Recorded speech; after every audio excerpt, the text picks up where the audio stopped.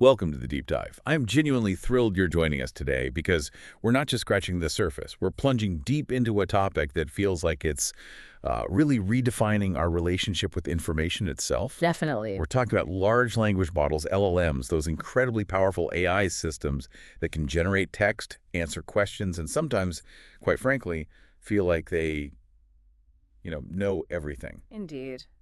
It's hard to overstate the transformative impact LLMs have already had. I mean, from drafting emails that sound just like you to summarizing vast reports in seconds. Right, or even helping write complex code. Exactly. And assisting with intricate medical literature, these models are reshaping industries and dramatically changing how we access knowledge. They represent an enormous leap in what AI can do, bringing an almost sort of superpowered intelligence to countless tasks. Absolutely. The sheer utility and seemingly boundless knowledge of these systems can feel almost magical sometimes. But as with any really powerful technology, there's always a significant but, isn't there? Crucial asterisk we need to understand. There absolutely is. And for you, our listener, understanding this but is perhaps the most critical takeaway. While LLMs are incredibly capable, they face, well, significant real-world challenges that prevent them from being universally trustworthy sources, especially for high-stakes information. Okay. The most widely known issue is what researchers call hallucinations. This is when an LLM confidently fabricates facts, presenting plausible-sounding but entirely false information with really no basis in reality. Wow, so it just makes things up. Pretty much. Imagine asking a question and getting a perfectly coherent, convincing answer that's just completely made up. It's not just making things up, right? There are other practical limitations we need to think about. Exactly. Another major pitfall is having outdated information due to their knowledge cutoff. An LLM's understanding of the world is largely based on the data it was trained on, up to a certain point in time. Right, like a snapshot. Precisely.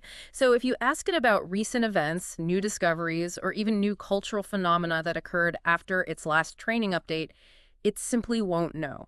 Or, maybe worse, it might try to approximate, leading to further inaccuracies. Okay. And then critically, there's the challenge of traceability. When an LLM gives you an answer, it's often incredibly difficult to verify where that information came from. Yeah, that's a big one. Makes it hard to trust for important decisions. Absolutely. So while they're transformative, they aren't always perfectly reliable for situations where accuracy and verifiability are, well, paramount. So, given these formidable challenges, how have the brilliant minds in AI typically tried to overcome these limitations? For a while, it seems we saw two main strategies emerge, almost like two distinct approaches to preparing for a massive high-stakes exam. That's a great analogy. The first approach, which gained significant traction, is called Retrieval-Augmented Generation, or RG. Conceptually, think of it like this. An LLM is about to take an exam, but instead of relying solely on what it's already memorized, it's given an open book to consult during the exam itself. When a question comes in, the RG system quickly searches and retrieves relevant documents from a separate external knowledge base, whether that's a company's internal documents, the latest scientific papers, or a curated database. Okay. And then it presents those documents to the LLM. The LLM then uses that real-time external context to formulate its answer. This happens at inference time, meaning right when you ask the question. Got it. So it's getting help on the fly. And then the second traditional strategy has been supervised fine-tuning, or SFT. It's quite different, right? Very different. Rather than giving the model a book to consult on the fly, SFT is more like intensively studying the textbook beforehand. You're embedding specific knowledge and desired behaviors directly into the model's core parameters. How does that work exactly? It's an additional training phase. You take an existing, powerful base LLM and feed it a specific, smaller set of documents representing a particular domain, like medical texts, legal precedents, or maybe a company's product manuals. The goal is to deeply align the model's understanding and output with that specialized information. So you're really drilling it on one topic. Like specializing. Exactly. Traditionally, researchers often faced an either-or choice between these two powerful methods, each with its own inherent trade-offs. The core question for anyone trying to build robust AI has been, how do we make LLMs not just smarter and more knowledgeable, but reliably smarter? Especially when dealing with vast amounts of specific, constantly evolving information. Precisely. How do we move beyond just sounding right to being verifiably right? And that, my friends, is exactly where our deep dive takes a truly fascinating turn today. We're exploring an exciting new approach that's fundamentally changing this traditional either dynamic. Yeah, it's really interesting stuff. We're going to unpack how recent, cutting-edge research is combining the best of both worlds, focusing on how LLMs can become far more adept at not just answering questions, but also fact-checking themselves, accurately citing their sources, and ensuring a level of, well, verifiable accuracy we haven't really seen before. Our sources for this deep dive are truly at the forefront of AI research. We'll be drawing insights from groundbreaking work at institutions like UC Berkeley and Tsinghua University, and seeing how industry leaders like ServiceNow are tackling these challenges in real-world applications. Okay. We'll reveal fascinating advancements, diving into methods like Retrieval-Augmented Fine-Tuning, or RAFT, which teaches LLMs how to better use external knowledge. And RAFT. Yeah. We'll look at the critical role of multitask retriever fine-tuning, which is all about making sure the LLM gets good information in the first place. Right, the search engine part. Exactly.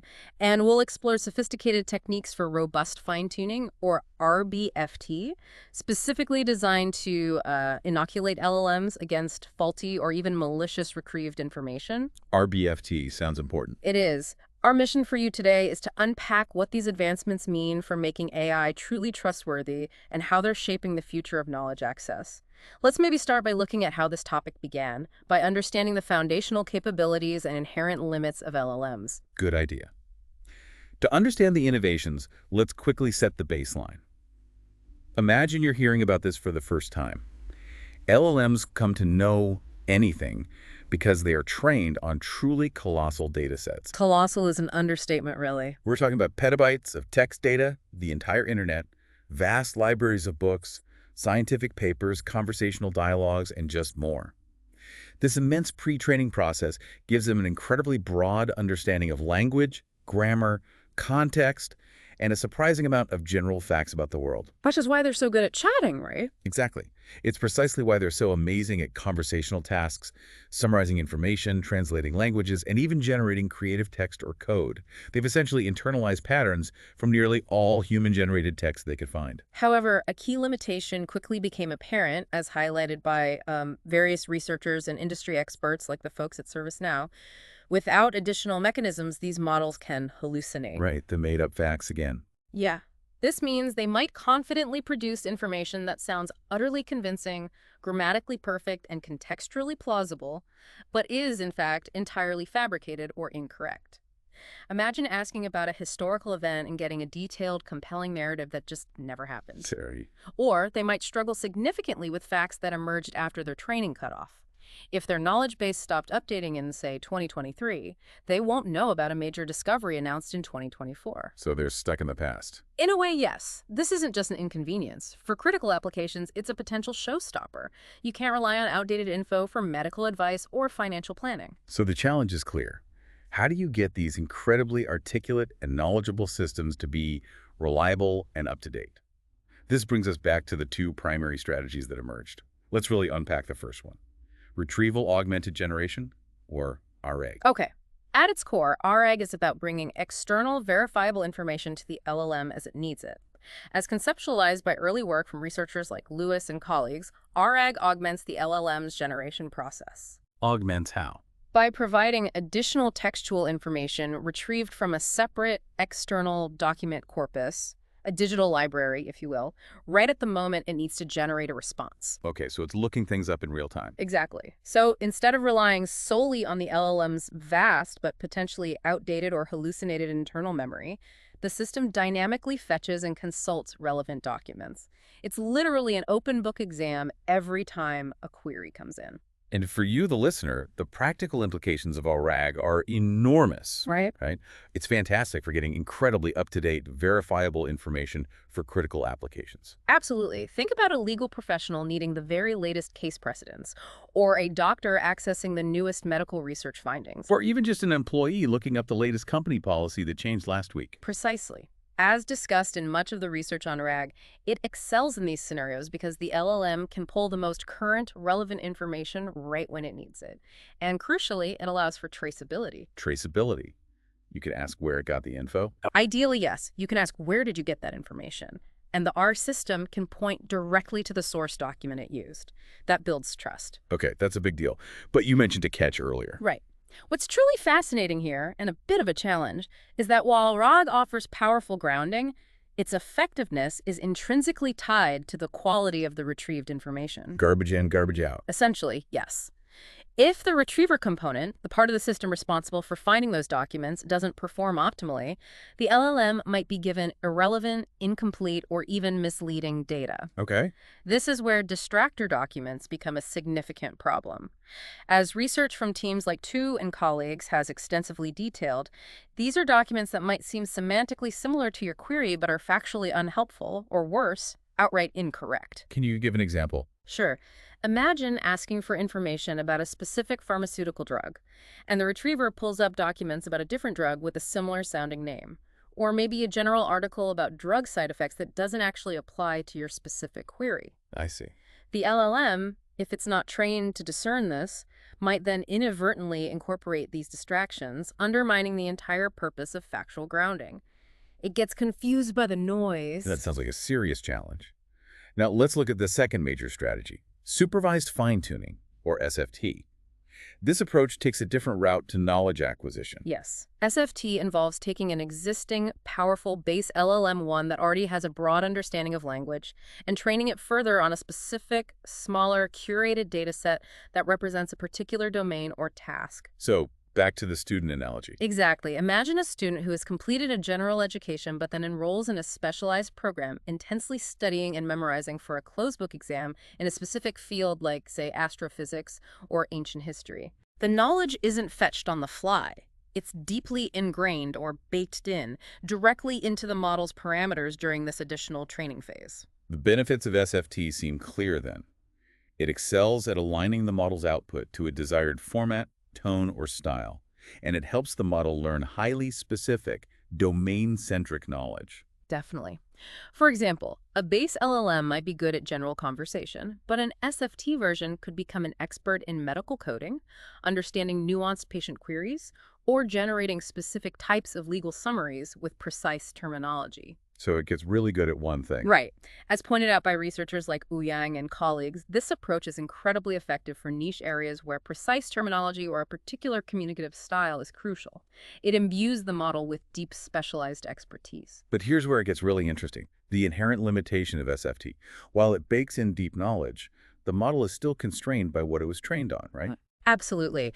If new information emerges, information that wasn't part of its fine-tuning data set, or if the model wasn't perfectly aligned during training, it can still approximate or, unfortunately, hallucinate. So it's like that brilliant student. Yeah, the one who aced the closed book exam but then gets asked a question about a groundbreaking discovery that happened just last week, long after they finished their studies. They're stuck without the book to consult, relying on what they think might be true, or extrapolating from old knowledge. So it really sounds like SFT gives you incredible depth and domain specificity, but maybe at the cost of agility and adaptability to truly new information. That leaves us with a real dilemma for critical applications, doesn't it? It does. As some of the research we've looked at highlights, existing fine-tuning methods either fail to leverage the documents at test time, meaning they don't use RAG, or they fail to account for the imperfections in the retrieval process during training, meaning they can't handle bad documents well. Creates a frustrating either choice for developers. Exactly. Do you want an LLM that is grounded in real time but can be confused by bad retrievals, or one that has deeply internalized knowledge but can't easily adapt to new information or verify against current sources? This fundamental trade-off was the driving force behind the next wave of innovation. Okay, this brings us to a revolutionary idea, a true game changer in the world of LLMs. Retrieval-Augmented Fine-Tuning, or RAFT. The core concept, pioneered by brilliant minds like Tianjin Zhang and Shishirji Patil at UC Berkeley. Yeah, work coming out of Berkeley. And extensively discussed in recent AI literature, is to essentially combine the very best aspects of RAG and fine-tuning. It's about creating an LLM that's not just smart, but smart in a highly adaptable, verifiable, and reliable way for specific domains. Imagine, if you will, not just studying for an open book exam, but actively practicing for it. This practice involves not just memorizing facts, but learning how to use the textbook to find answers quickly and accurately. Okay, practice makes perfect. And crucially, this practice also includes learning to spot misleading information or irrelevant sections within the book, even when it looks plausible. RAFT aims to get the model to study and adapt deeply to a domain and learn how to interact with external knowledge before it's even deployed in a live RAG setup. So it's training for the open book test, including how to handle trick questions or bad notes. Precisely. It's about building a foundational understanding of critical information evaluation, rather than just passively being handed information. So what does this all mean for us, the users? It means teaching the LLM to understand the nuanced dynamic between a complex question, a set of retrieved documents which will inevitably contain both genuinely helpful information and potentially unhelpful distractors, and the ultimate correct answer. Yeah, it's analogous to a human student learning not just to find information, but to critically recognize relevant information, synthesize it, and expertly ignore distractions, even when surrounded by a sea of potentially misleading data. So it's developing a sophisticated filter and reasoning process within the model itself. That's the goal. The RAFT methodology involves a sophisticated and incredibly clever training recipe. As detailed in the comprehensive research paper by Zhang and colleagues, it incorporates two key elements that fundamentally reshape how LLMs learn. Okay, what are they? First, researchers create very special synthetic data sets. Unlike typical question-answer pairs, each data sample in these data sets isn't just a question and its answer. Instead, it's a question accompanied by a set of documents, and here's the critical part.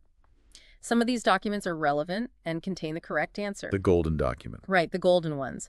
While others are intentionally included as distractors, alongside these, there's also a chain of thought. Chain of thought. Explain that. The content answer isn't just the final conclusion.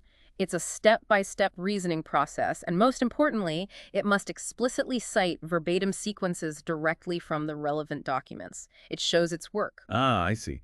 And this inclusion of distractor documents during training sounds really ingenious. It really is. The training data actively includes documents that do not contain the correct answer, but might seem semantically similar to the query, or are just entirely irrelevant. Like training a detective by giving them a case file with both genuine clues and red herrings. Exactly like that. As described in some foundational ideas, this actively forces the LLM to learn to ignore irrelevant information. It's being trained in a messy, real-world context where not every piece of information it encounters will be golden. It's learning to identify and disregard noise. Who learns discernment? Precisely. For you, the listener, this means a future where AI can effectively sift through complex, even imperfect information, identifying what's genuinely useful and what's just noise, without being led astray by plausible but incorrect data. That sounds incredibly useful. It's a fundamental shift from simply being able to generate text to truly understanding and evaluating information sources. This brings us to another cornerstone of RAFT's effectiveness, the power of chain of thought reasoning. You mentioned it earlier, but let's delve deeper. Why is that so important? Yes, the integration of these chain of thought, SUO-style responses is a truly crucial design decision in RFT. As illustrated in the research, the model isn't just trained to give an answer. Right. It's explicitly trained to generate a logical step-by-step reasoning process that explains how it arrived at the answer, including direct quotations or clear references from the relevant text in the provided documents. So it's the AI equivalent of showing your work on a math problem. Or a lawyer laying out their argument with explicit citations, yeah. Why is this showing your work approach so transformative? Well, the research from the RFT team explains that adding SU8 reasoning prevents overfitting and improves training robustness. Yes. It's profound because it forces the LLM to learn the process of deriving an answer from specific evidence, rather than just memorizing answer patterns. It fundamentally shifts the model from just predicting the next word to actually reasoning through a problem. Building a logical bridge. Exactly. A logical bridge between the question and the verifiable answer. It's not just about getting the right answer. It's about understanding how to get to that answer and proving it with evidence from the text. And the data backs this up. Oh, strongly. Yeah. As noted by Zhang and colleagues in their 2024 paper, integrating code significantly enhances training robustness and overall performance. For instance, in their ablation studies, where they systematically removed elements to see their impact on the hotpot QA dataset, they saw a remarkable 9.66% gain in accuracy when code was included. Wow, nearly 10%. And on Hugging Face datasets, the gain was even more impressive, 14.93%. This clearly suggests that simply providing an answer isn't enough. The explicit reasoning chain fundamentally enriches the model's understanding and helps it generalize better to new, unseen questions within the domain. Creating a deeper, more robust internal representation of knowledge. You got it. This means the AI isn't just spitting out facts or plausible-sounding sentences. It's learning how to construct arguments, how to use its sources effectively, and how to justify its conclusions, much like a meticulous researcher. Yeah, and that has massive implications for any task requiring truly verifiable and explainable AI outputs.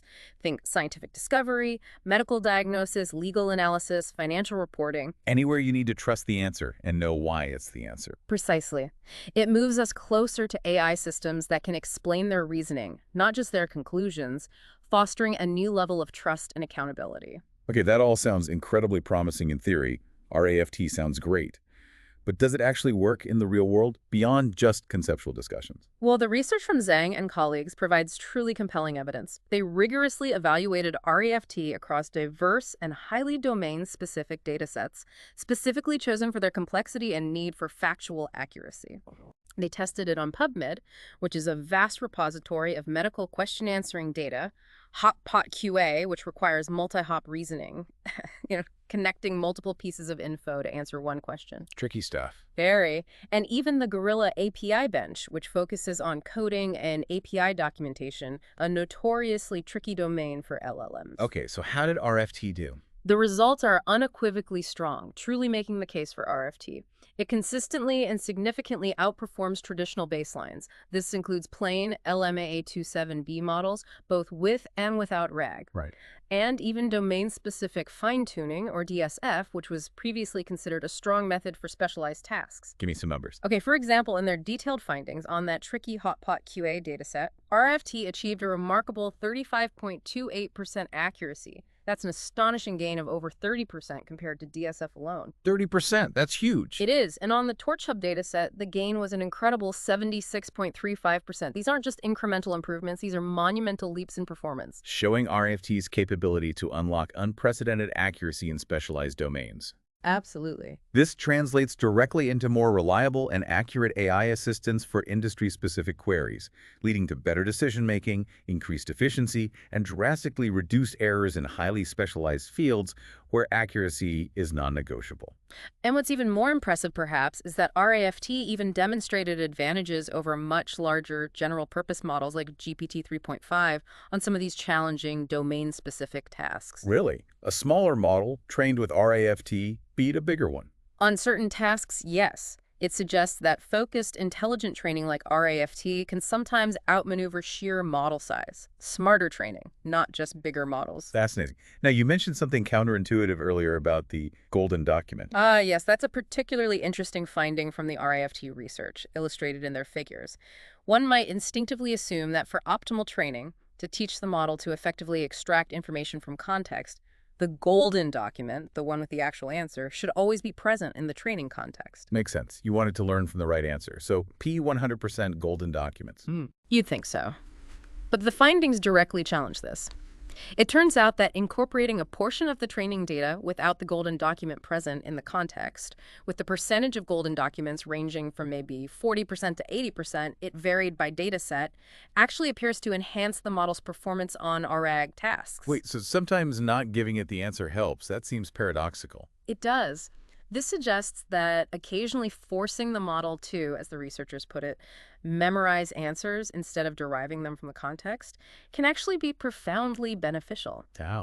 It helps the model learn to rely on its inherent parametric knowledge, what it already knows when external context is either absent or imperfect.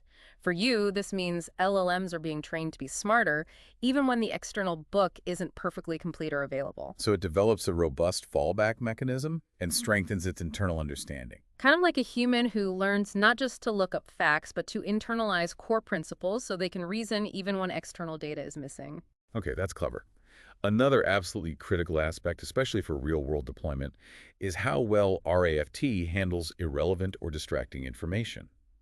Because, let's be honest, real-world data is rarely perfectly curated. Never perfectly curated. Search results, especially from broad knowledge bases or internal company documents, will almost always include noise, sometimes a lot of it. Yeah. And previous research has consistently highlighted the vulnerability of LLMs to irrelevant text, showing how easily models could be led astray by seemingly plausible but ultimately useless information.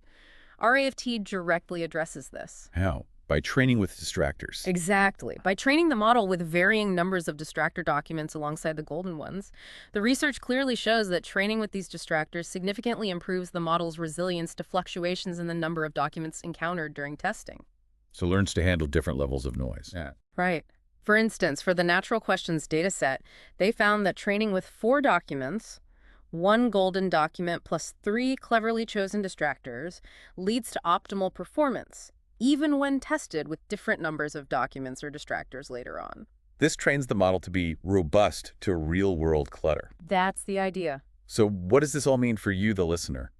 The model isn't just learning to find answers when the path is clear. It's learning to discern what's important and discard what isn't, even under noisy, imperfect, or cluttered conditions. Which is absolutely essential for practical applications where data sources might be messy, incomplete, or even contain deliberate misinformation. It's building a robust internal filtering and prioritization system within the AI. Can you give an example of this in action? Yeah, a qualitative analysis presented in the research beautifully illustrates this point.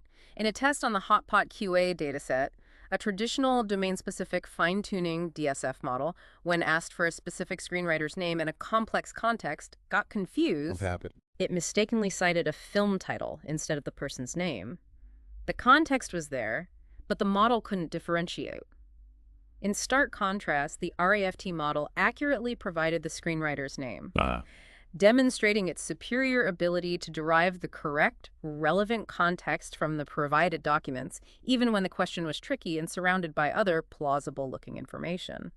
This really showcases its advanced comprehension and discrimination skills. It knows what to pull out of the haystack. While RAFT focuses on making the LLM itself smarter at using retrieved documents, there's another crucial piece of the puzzle that often gets less attention: the retriever. Ah, yes, the unsung hero. This is the component that actually finds the documents in the first place before the LLM even sees them. Think of it like this. If your personal assistant brings you the wrong stack of files, it doesn't matter how brilliant you are. Your output will still be flawed. Absolutely. If the retriever fails, the best LLM in the world won't be able to provide accurate information. And this is where work from places like ServiceNow comes in. Precisely. As cutting-edge work from researchers like Bechard and Ayala at ServiceNow points out, even with a powerful LLM like GPT-4, if the retriever doesn't perform well, the downstream generation will be negatively affected. Makes sense. And the challenge isn't just about finding any documents. Retrievers need to be small, fast, and highly effective for specific types of domain-specific data, especially structured data often found in internal company databases.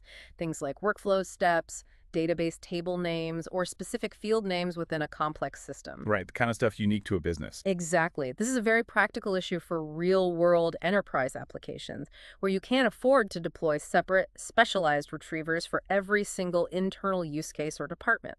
It quickly becomes inefficient and costly. The problem they're trying to solve is significant. How do you adapt the retrieval step to a very specific, often proprietary domain, and to a variety of different retrieval tasks, all with one efficient and scalable system? Yeah, imagine a large global company that needs to retrieve everything from specific engineering workflow steps to obscure legal document types to precise financial field names within its vast internal data. Building a separate, custom search engine for each of those would be a nightmare. A huge scalability and efficiency challenge for businesses looking to deploy AI widely and reliably across their operations. Totally. Their solution involves what they call multitask retriever fine-tuning. Instead of fine-tuning the LLM directly, they focus on fine-tuning a small, efficient retriever encoder on a diverse set of domain-specific tasks simultaneously. So they fine-tune the search engine part, not the main AI brain. Exactly. They specifically chose MGTE, a model well-suited for this, primarily because of its very large context length, over 8,000 tokens, which allows it to handle long and complex instructions or document snippets. Plus, it has inherent multilingual capabilities, which is crucial for global enterprises. So the idea is that this single fine-tuned retriever can then serve many different applications within the organization. That's the goal. So imagine using one highly trained, incredibly smart search engine that understands dozens of different types of internal queries across your entire company's sprawling data. Yeah, it could flawlessly pull up the right workflow steps for the operations team, the correct table names for the IT department, or the exact field names for the finance team, all from one lean, efficient system.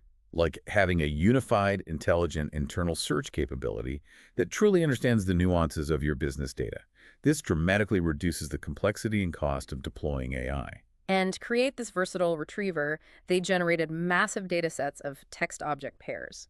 For instance, pairing a general requirement description with the precise workflow steps needed to fulfill it, Mm. or a user query with the exact database table names required. Okay. They used clever strategies during training, such as hard negative sampling. This means they deliberately seek out and include examples of documents that are almost relevant but ultimately incorrect. Why do that? By training the model to distinguish between very similar-looking but factually distinct pieces of information, they sharpen the retriever's ability to discriminate subtle differences in relevance, making it far more accurate and robust in real-world scenarios where ambiguity is common. So did this multitask retriever fine-tuning actually work? How were the results? The results are compelling, as shown in their detailed analysis. Their multitask, fine-tuned MGTE model significantly surpassed traditional baselines like BM25. Which is an older method. Yeah, surprisingly, it's a simpler, older term frequency method that often performs quite well on keyword-based retrieval. But their model beat it, and other more recent open-source models, on domain-specific retrieval tasks. Even on data it hadn't seen before. Crucially, yes. It excelled even across out-of-domain or ODO splits. This means it performs well on data it hasn't directly seen before, suggesting a strong generalization capability for new departments or areas of enterprise data. That's really important for real-world use. Absolutely. What's particularly fascinating here is that BM25, the simpler method, often outperformed even larger open-source models in their tests, highlighting just how challenging robust retrieval can be.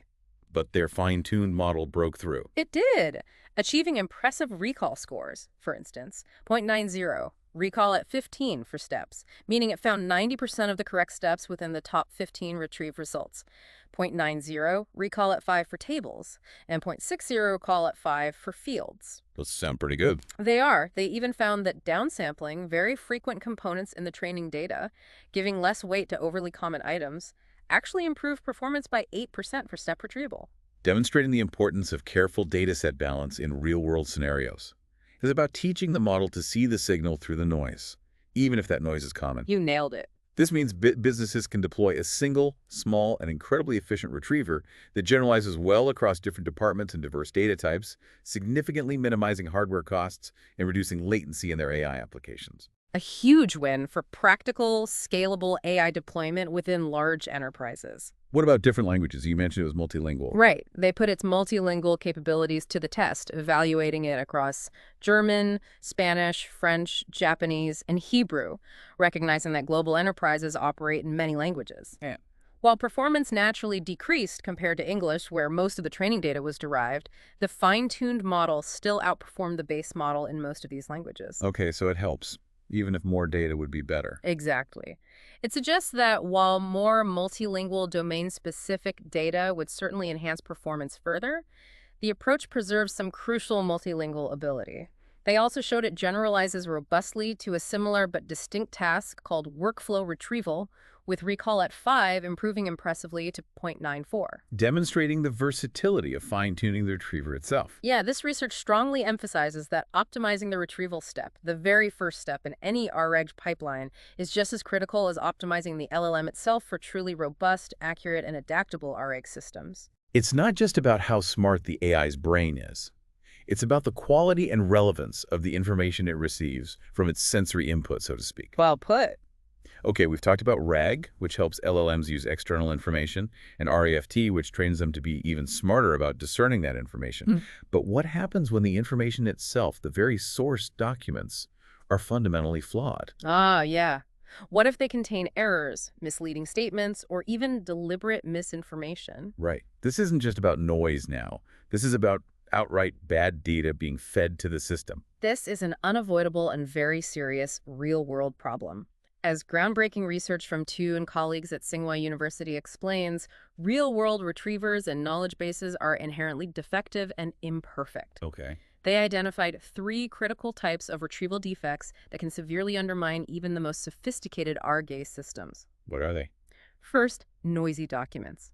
These documents are relevant to the general topic of the query, but don't directly answer the specific question. If you ask for the specific release date of Pink Floyd's album The Wall, and the retriever gives you a general biography of the band, that's noisy. It's related, but unhelpful for your precise need. Got it. What's next? Second, irrelevant documents. These have absolutely no connection to the query topic at all. If you ask about Pink Floyd and your system retrieves information about a completely different band, say Nirvana, that's entirely irrelevant, just pure clutter. Okay. And the third? And most critically, counterfactual documents. These consist of false, misleading, or even directly contradictory information that can lead to significant misconceptions and propagate misinformation. This is what the researchers eloquently refer to as the siren song information that actively misleads the LLM. Wow. Like what? For instance, if you ask which album a specific song is on, and the retrieved document falsely claims it's on the wrong album, these are the most dangerous because they look plausible but are just wrong. This raises an incredibly important question for all of us. How can we train LLMs to be resilient to these siren songs of misinformation, to competently navigate and reject bad data? Without dramatically increasing the computational costs of inference? Because adding a lot of processing to verify every piece of information would slow down AI systems unacceptably for widespread deployment. Exactly. Their innovative solution, Robust Fine-Tuning, or RbFT, directly addresses this by focusing on enhancing the LLM's intrinsic defensive capabilities. Intrinsic defenses. Yeah, it's about teaching the LLM to be a critical thinker and a discerning evaluator of information, not just a passive recipient. It trains the LLM to actively engage with the quality of its input, almost like an internal quality control expert. How do they do that? They designed 2 incredibly clever, specific fine-tuning tasks to achieve this enhanced resilience. The first is defects detection, DD. This trains the LLM to identify whether each retrieved document genuinely contributes to answering the query. If it doesn't, the LLM must then explicitly classify it into one of those 3 defect types: noisy, irrelevant, or counterfactual. So it learns to label the bad stuff. Exactly. It's literally teaching the LLM to evaluate the credibility, relevance, and utility of its study materials before attempting to use them for an answer. This builds a foundational layer of critical assessment within the model. And the second task? The second crucial task is utility extraction, UE. This trains the LLM to extract genuinely useful information even from defective results and still generate the correct answer. So it can find the needle even in a haystack full of errors. That's the idea. It's about teaching the LLM to get the right answer even when the open book has explicit errors, misleading sections, or distracting noise. It's not just about identifying flaws, but about working around them, discerning the signal from the most aggressive noise. You need both DD and UE? The research paper indicates that using both tasks together rather than individually consistently leads to the best results. An ablation study where they removed one task or the other clearly shows that while both DD and UE improve robustness, their combined effect is significantly superior. Underscoring their complementary nature in building a truly robust LLM. Right. They work better together. The results of RbFT sound really striking then. Very promising for the future of reliable AI. They really are. RbFT consistently achieved the best performance across all retrieval defect scenarios they tested.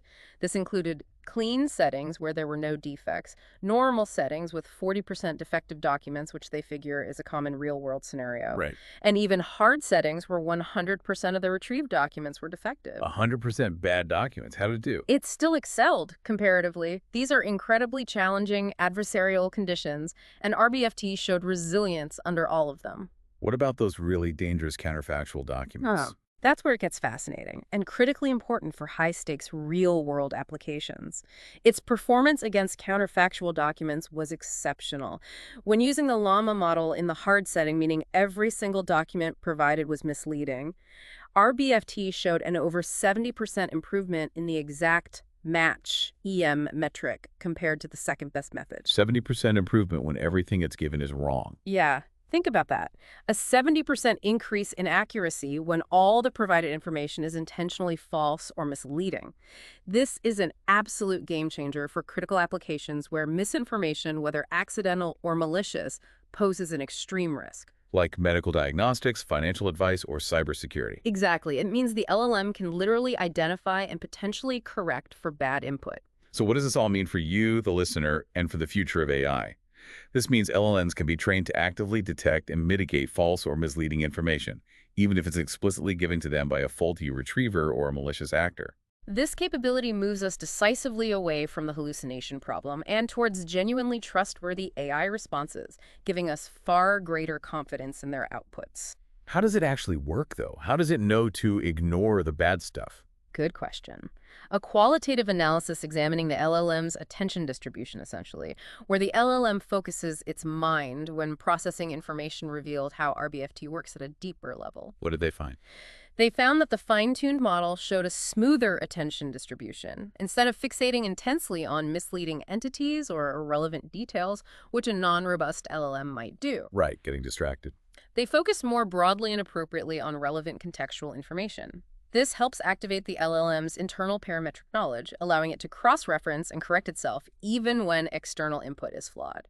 So it relies more on what it already knows to be true when the input seems fishy. That seems to be part of it. And crucially, unlike many other robustness methods that incur significant time costs, RbFT maintained high inference efficiency, comparable to vanilla RAG. So it's robust and fast. Relatively speaking, yes. This means it delivers superior accuracy and trustworthiness without significantly slowing down the user experience, making it highly practical for deployment. Okay, we started this deep dive talking about the fundamental challenges facing large language models, their tendency to hallucinate, their knowledge cutoffs, and the inherent difficulty in tracing where their information truly comes from. We've certainly covered a tremendous amount of ground today. We really have. It's fascinating to see how researchers are tackling these issues head-on, moving LLMs beyond impressive parlor tricks to becoming genuinely reliable tools. So let's recap the 3 pillars we discussed. Sure. We've seen how Retrieval-Augmented Fine-Tuning, or RAFT, teaches LLMs to effectively use retrieved information, learning to discern relevant from irrelevant documents, much like a student mastering an open book exam by truly understanding their notes and knowing what to ignore, even when faced with distractions. Right, learning to use the book wisely, including spotting the bad parts. Then there was the retriever itself. Exactly. We also explored how multitask retriever fine-tuning creates highly efficient and versatile smart search engines that can generalize across diverse enterprise data and multiple languages, ensuring the LLM gets the right context from the very start. Getting good info in is half the battle. And finally, we just unpacked robust fine-tuning, or RbFT, which equips LLMs with an internal bullshit detector, a critical internal defense mechanism. Yeah, that's a good way to put it. This is an incredible advancement, enabling them to identify and filter out noisy, irrelevant, or even maliciously counterfactual information, even when it's explicitly provided to them as input. It's about building resilience and critical thinking directly into the model's core. Making it far harder to mislead. If we connect all of this to the bigger picture, these collective advancements, RAFT, improved retrievers, and RbFT, address the fundamental challenge of building truly reliable retrieval-augmented generation systems. They're moving LLMs forward. Definitely. They are moving LLMs from being merely impressive but fallible information processors to becoming genuinely trustworthy knowledge partners. We're witnessing a profound shift from AI that simply generates plausible text to AI that generates verifiable and accurate knowledge, backed by a robust understanding of its own limitations and the quality of its sources. This raises an important question for all of us. What does it truly mean for our daily interaction with AI when it can not only access vast amounts of information, but also critically evaluate its own sources, filter out misleading data, and even correct for errors in its input? How will our trust in these systems evolve when they can confidently say this source is unreliable, or while this information seems relevant, it's actually misleading? It changes the dynamic completely. It really does. The journey to perfectly reliable AI is, of course, ongoing, and there will always be new challenges to overcome as the technology evolves. However, these breakthroughs show a clear and incredibly promising path towards systems that are not just intelligent, but also inherently more critical, more verifiable, and ultimately much more dependable for you in navigating the vast, often noisy ocean of information. So here's a final provocative thought.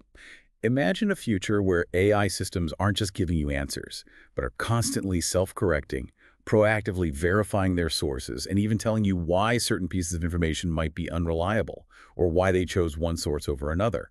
What new frontiers of human-AI collaboration and discovery will this open up when we can truly trust the knowledge and reasoning provided by our AI partners? It's a future that's rapidly approaching, and it's certainly exciting to think about the possibilities. These methods are paving the way. Something for all of us to mull over. Thank you so much for joining us on this deep dive.